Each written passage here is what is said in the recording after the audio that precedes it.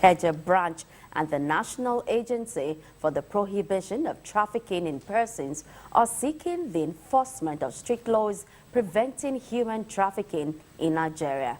President of the association, NAPTIP, says this will allow lawyers handle victims' cases professionally, ensure arrest, investigation, and prosecution of traffickers. Maugbe Josu reports. Traffickers adopt different methods in executing their sinister plans, which in turn exposes victims and survivors to a world of violence, rejection, and stigmatization. It is therefore important for legal practitioners to get adequately trained on investigating and prosecuting perpetrators. The major reason for this one-day training for members of International Federation of Women Lawyers, Ikeja branch, with the theme Strengthening Partnership in Combating Human Trafficking, the speaker identified oath-taking, death bondage, emotional abuse, lies, deception, intimidation, and threats as some of the control mechanisms adopted by these traffickers.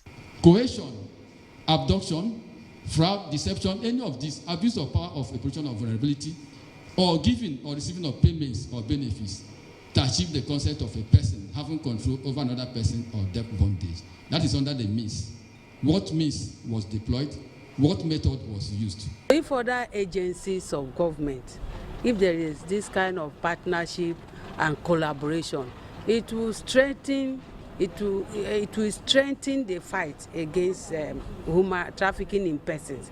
If there is a synergy between all the agencies, all the government agencies, even non-governmental civil society organizations.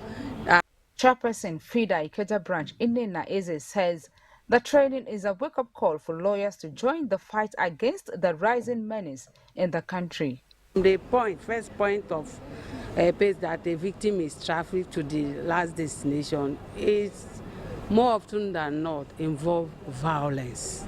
And I was opportune to go to talk to and advise some returnees or rescue victims of human trafficking last month, and I discovered that how many of them came, about 215 returnees, majority of them were young girls, and among that young girls, about 60% of them came with babies. It's an eye-opener for me. I think I'm well informed now what human trafficking is all. Before I used to think it's something like only when you traffic a prostitute, but I now have a broader view of what it entails. It's not only about prostitution.